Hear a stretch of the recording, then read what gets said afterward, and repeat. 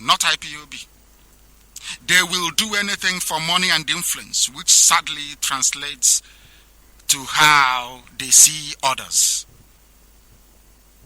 People like us, who are genuinely fighting to set our people free, you know, in the warped minds of these discredited politicians like Dave Umahi and Nnamdi, in their rather very twisted way of reasoning, they think because they are shamelessly ambitious and will do anything to gain relevance in Nigeria, that I am somehow like them. I am fighting for Biafra, not for the zoo. How mistaken they are. Recall that it was Umahi Okezipas and Nnamdi, ever so envious of the rising profile of IPOB, that fired the first salvo on the proscription of IPOB, which Umahi incidentally admitted. Umahi led the way to that infamy before his other Southeast governors, his colleagues, joined him. Umahi was later to pressure the Nigerian government to proscribe IPOB and declare it a terrorist organization. This is by his own admission. It was Umahi who also led the shameless and very perfidious pack of Southeast governors to acquiesce in the September 2017 invasion of Igbo land, all in the name of some python dance. Put very simply, it was Dave Umahi, in his capacity as the chair of the Southeast Governors Forum, that sanctioned the cold-blooded execution of Biafrans as a result of that very illegal invasion of Biafra land by the Fulani-dominated Nigerian army. By sanctioning the military invasion of my home, Dave Umahi Okezipazu Nnamdi signed my death warrant. They wanted me dead. And we lost 28 men in the process. Never forget that. We lost 28 men. Don't forget. Only in my compound alone. And many more killed and dumped in a borrow pit in Okwa. They think we have forgotten. We can never ever forget or forgive for what they did to our people, for what they have continued to do to our people. We cannot allow this ravenous, shameless breed of politicians to continue to dominate our lives any longer because of their proximity to their Fulani masters. Dave Umahi, Okezipazu, and the other governors, they have no credibility in our land. That is why they always run to Fulani people to help them. If you claim the people love you, you represent your people, you are an Igbo politician, you represent your people. Why don't you allow your people to save you? Why don't you call upon our people to defend you if you feel your life is threatened? It's because you have something to hide. They are exploiting the poverty in the land to try and hoodwink our people into voting them back into power when they know they have no right to be there. By now, I would have been dead, and so with it, this phase of our agitation, had they succeeded in killing me. Anytime you think about Dave Umahi, you think about Okezipazu, you think about Nnamdi, you think about Obiano, always remember that they came to kill me. They asked the Fulani to do the dirty work for them, to come to kill as many IPOB family members as possible, and tomorrow they run to Yoruba newspapers to tell them that they are the elite and they are leading their people, whilst behind their backs, the Fulani are laughing at them. These are those that some people want us to regard as our leaders. If anybody should be accused of kidnapping and murder, it is Dave Umahi and his fellow Fulani-serving traitors, not IPOB. Dave Umahi, Okezipazu, and Ohaneze leadership that wanted me killed and IPOB crushed. What did we do, I ask? Did we kill anybody? We repaired roads. We helped those who were not able to help themselves. We gave our people a sense of direction and of hope. Why is it that nobody is asking all these Southeast governors why they wanted to kill Nnamdi Kanu and why they wanted IPOB out of the way? It's because it's what their Fulani masters are telling them to do. The Fulani made them. Fulani gave them their contracts, their money, elevated them, promoted them, gave them appointments. So they must always be subservient to the Fulani Caliphate. Some of our people don't know the level of the mess we are in. People don't have any clue or any idea. But I'm sure it manifests when you walk about our towns and our villages. It's very obvious that we are in one almighty mess as a people, which IPOB, of course, is seeking to correct. Dave Omahioke's leadership cannot crush IPOB and they cannot kill me. Many times they boasted about having successfully crushed IPOB, but thankfully, Chukwu Okike never allowed them to succeed. We continue to hold the present crop of Igbo governors and Nyanwodo primarily responsible for the ongoing arrests, torture, abductions, murder, and illegal detention of Biafrans. We are holding you responsible. I have said it before and I'll say it again. If any Biafran should fall in this very process, then you will understand how serious we are. Ask those that know, they know. It's not anything that I'll tell you live on air, but our enemies, they understand how we react when they provoke us. Accusing someone or a group of plotting high-profile kidnapping on a grand scale, as alleged by Umahi, is a very serious business, as it is not only capable of igniting lethal violence from the zoo security agencies intent on subduing IPOB, it is giving them license to kill innocent Biafrans once again. Umahi knows this, which is why he levied his accusations publicly and noisily, hoping to stoke another round of state terrorism against IPOB. I have warned him before and I'll warn him again. If anything should happen to any of our men, our people are hereby placed on notice. Whatever they see, they should blame Umahi and go for it. Umahi will face the consequences of his actions on a scale that will astound many. They will never be forgiven. As simple as that. One day Fulani will go and leave our land, regardless of anything you may try to do to the contrary. Biafra will be free. Now, to Umahi's other foolish self-serving claim that Ebonyi is not part of Biafra, I say to him this: you can dream on all you like. You specialized in 419 before you came into governance. So perhaps you are not a very good student of history. But allow me to remind you and refresh your memory. You remember a particular man named Dr. Akanu Ibiam. I recommend, in fact, I highly suggest that you read his autobiography if you haven't read it already. Go and read it. From there, you will begin to understand that Ebonyi is an integral part of Biafra. Some of your predecessors may have conspired to hive off 3 local governments to Benue, but they shall all return to the fold of this very family. You claim you love Igbo people, you claim you are serving Igbo people, but you and your predecessors superintended the carving out of Ebonyi land into Benue. Or you will claim ignorance of this very fact, as you do always. Ebonyi was an integral and important part of Biafra from when it was the eastern region to when Biafra became a sovereign state in 1967. Ebonyi remains part of Biafra to this very day and even lies in the heartland of Biafra, as a matter of fact. If Umahi doubts this, let him conduct an opinion poll in his state.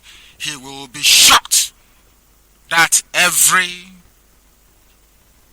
person in Ebonyi is a Biafran to the core. And they have, through their identification with IPOB ideals, freed themselves from the mental slavery that continues to plague Umahi just because he happens to be a governor in a Nigerian nation that is damaged enough to produce the dysfunctional politician like him. If by uttering this sacrilegious nonsense Umahi hopes to gain Fulani acceptability in 2023, then he is misguided and naive. He should look carefully at another Fulani slave, Fulani-born slave, Rochas Okorocha, to see how the North dealt with the Igbo traitor that's betrayed his own people. Ordinary Oshomole from Edo, not even a Fulani man, disgraced him and humiliated him publicly. As I told some of you many years ago, you serve the zoo, you come back in disgrace. The same thing is happening to Onogen tonight. Both they want to dominate. Oh, leave Cross River out of Biafra. You want to dominate us. Now that Fulani have removed Onogen, what are you going to do about it? Nothing. Because the only people that can fight for you, all of us together as Biafra, Fulani have cleverly removed you from that mindset, from that group of people that could have done something to save you. The lessons they should have learned from the case of Ken Saro-Wiwa is still not sinking in. The same people that claim they loved Ken Saro-Wiwa so much who love Ogoni people are the same people that killed him. Not an Igbo man. But they will never learn. Never ever learn. I wonder.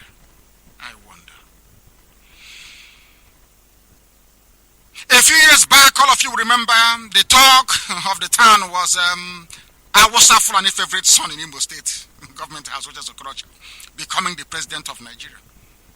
Now, what has become of him today? Dave Umahi must ask himself this question. Serving Fulani will only bring you shame and humiliation. Not only has Rogers Okoro not been discredited of the leadership of his party, he has been rendered politically irrelevant by a non-entity like Oshomole. This is the fate actually that awaits every traitor.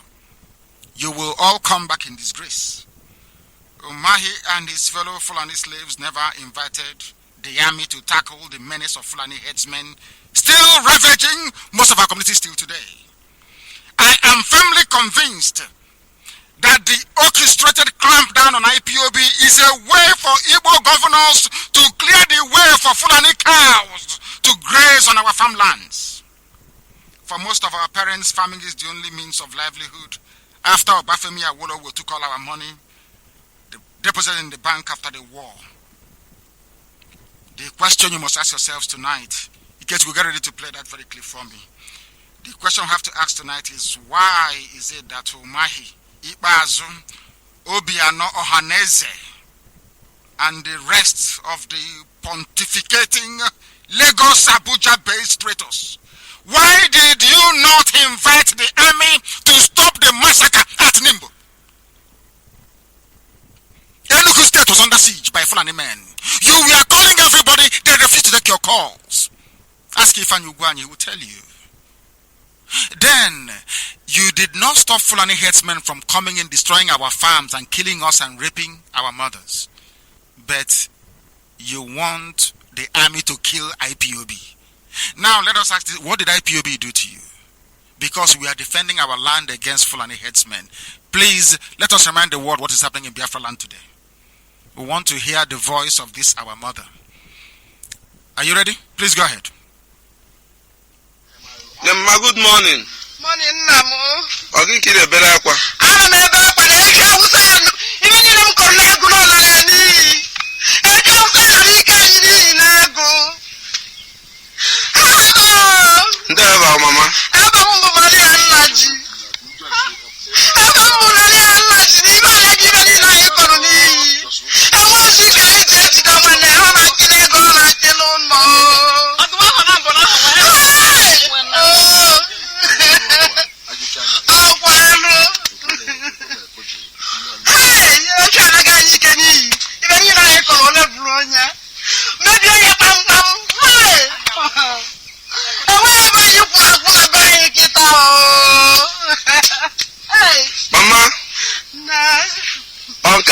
ọ na-eme ebe a ka o bụrụ ụbọchị ọzọ. Ọ bụrụkwa nke a bụ ozizi ọ bụrụ abụọ ụbọchị atọ. They say this is not the first time herdsmen have been destroying their crops. Whatever they have cultivating, Fulani's men. All those people. I'm sure you heard our mother crying and lamenting about it. I want all our admin to make sure that that very video clip goes viral. Her name is Mrs. Nnaji, so she's not hiding. If you want her to testify before anybody, I'm saying this for the benefit of Yoruba journalists and media, because they are experts at turning the truth upside down. Do you see what we are suffering? Do you know the reason why Fulani headsmen succeeded in penetrating our land to destroy our crops? Is because Dave Umahi asked Fulani soldiers to come to clear the path for them. So if we come out to confront Fulani headsmen, they will kill us and say we are terrorists. This is happening in our land. And some idiots are preoccupied with writing rubbish on social media. Instead of us to ask ourselves very pertinent questions. Why are all these things happening to our people? Why is it that those we have elected into public office to serve our interest have somehow turned around to connect with our enemies to destroy us, to destroy our means of livelihood, to make us subservient to Fulani people, when the reason why we elected them in the first place is to protect us? Dave Umahi and Okezi Ibazo cannot answer this very question. Will any restitution be paid to this very woman? The answer is no. The livelihood destroyed. Maybe perhaps out of desperation, the son will try to go to Europe, on foot of course, through the Sahara Desert. And heaven forbid, he might die in the process. And nobody cares. Nobody gives a damn about what is happening to our people. The only people that care enough to ask questions and working tirelessly hard to redress all these anomalies imposed by traitors. What do we get in return? The same governors invite the army to come and kill us. And people are talking about elections, talking about voting somebody like Okezi Bazu back into office, or Dave Umahi for that matter, back into office. We are going to give them hell. We are, I assure you. Because we said we're not going to vote doesn't mean we cannot mobilize to have you voted out of office. That's what's going to happen in Abia. We can make the exception. Because perhaps if we keep quiet all the time, they think, oh, since they're not going to vote, I mean, does it really matter? They will have a very special program for Abia and also for Ebonyi. They will find it difficult. I'm telling you. Nobody's asking. I feel very, very sad this evening. They have not proscribed Fulani headsmen that invaded our land with their cattle and AK-47, destroyed our crops, raped our mothers, and killed our fathers in our farms. Can somebody please tell me the logic in that? Have you ever heard an Igbo governor rise up to speak or condemn Fulani headsmen activities in our land? The answer is no. The day our people can wake up to reason well enough to understand the damage the likes of Umahi is doing to our people, the sooner it is better for us to get rid of them from the corridors of power. Mrs. Nnaji's lamentation is a reminder of what our mothers who depend on farm produce for sustenance is passing through at the hands of Igbo governors. I don't blame the headsmen, I blame the Igbo governors. Fulani headsmen with their cattle destroyed, every crop in her farm with no hope of compensation. Instead of the army to go after the armed bandits, who are their own people incidentally, Umahi and his fellow Igbo governors are preoccupied with their Nigerian army friends on how best to arrest and kill IPOB family members. In the meantime, Fulani headsmen continue to destroy, pillage, kill while Efulefus are preoccupied with writing nonsense against IPOB, advising us when they should be advising their useless governors to do something about the rampaging Fulani headsmen in our land. We checkmated them. IPOB stopped Fulani headsmen. Now the army have come again and they have resurfaced because the nearest army barracks will rush to their rescue, or should I say, come to their rescue when they commence their attack. Why is it that people cannot reason? Why can't we reason as a people?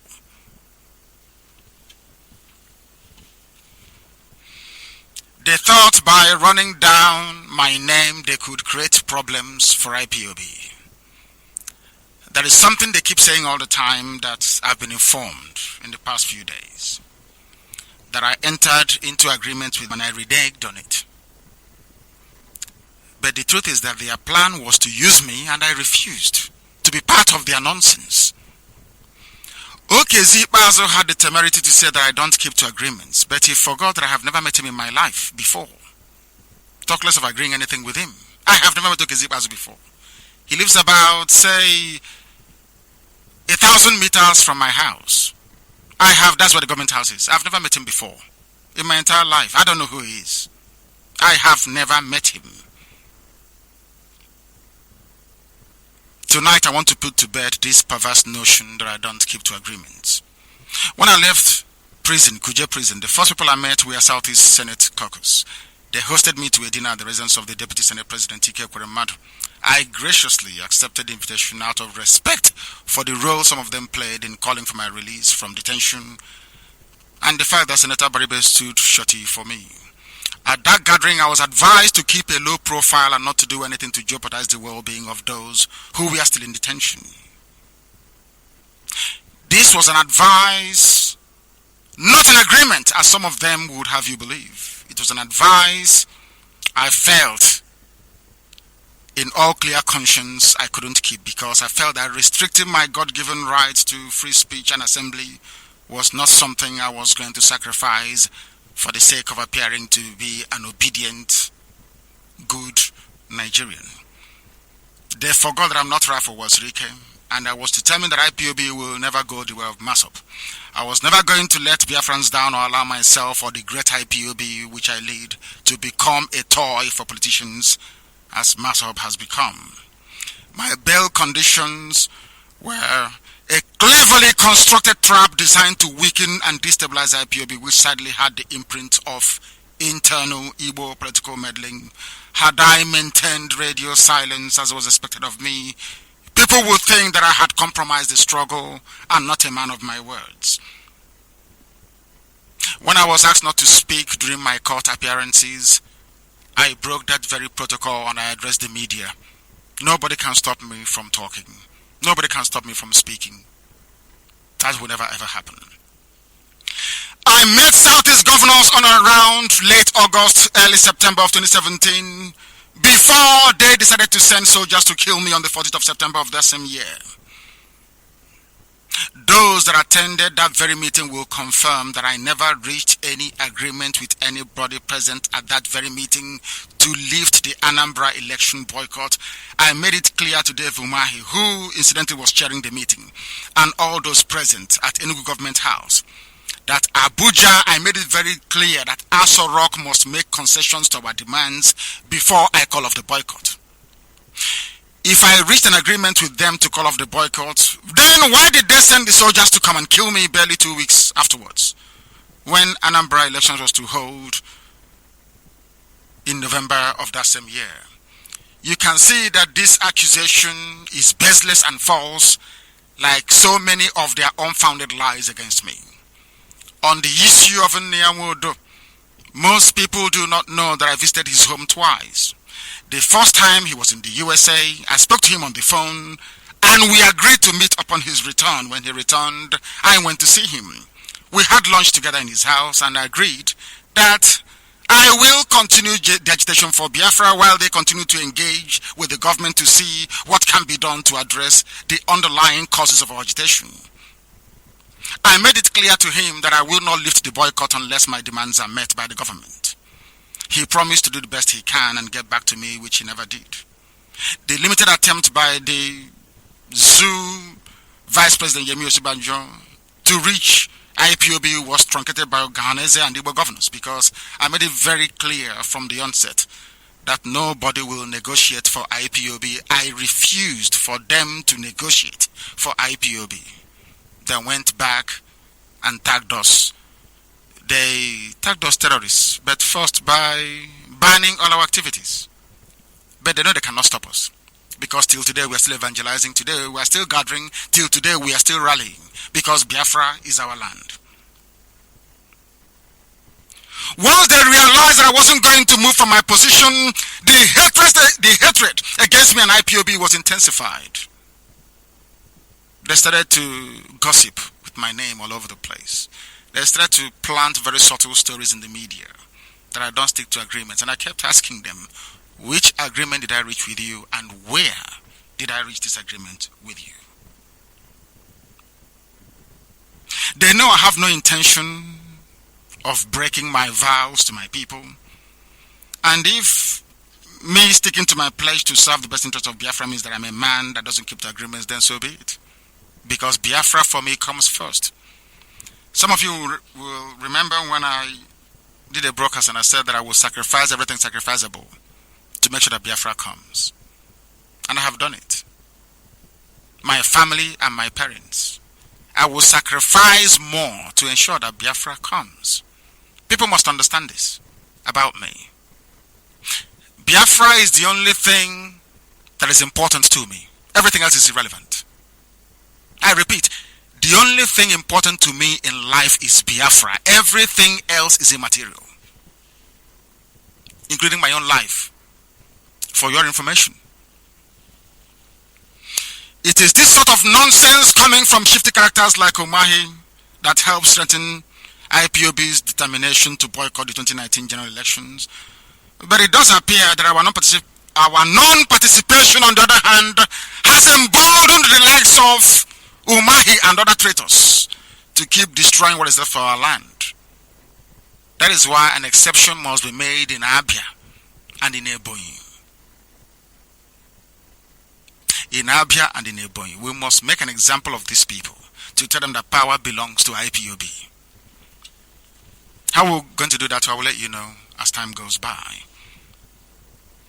IPOB is not backing down on the boycott.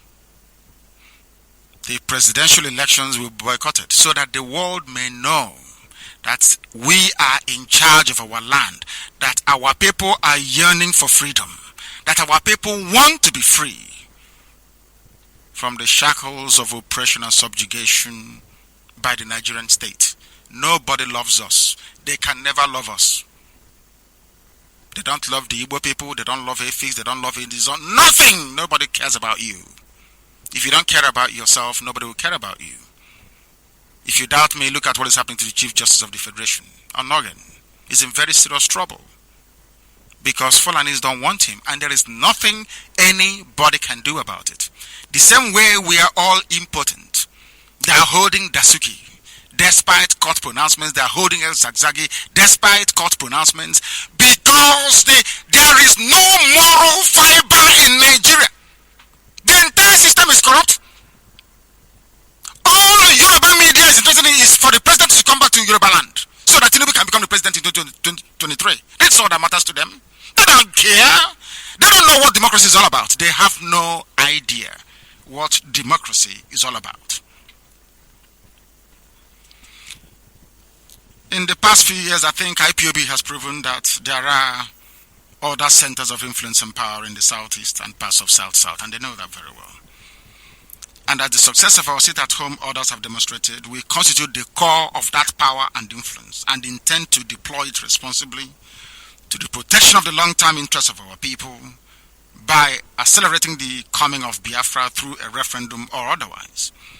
So this current path we have chosen, the path of boycotting the 2019 elections, is a well-considered one, geared to leaving no one in doubt that we mean business.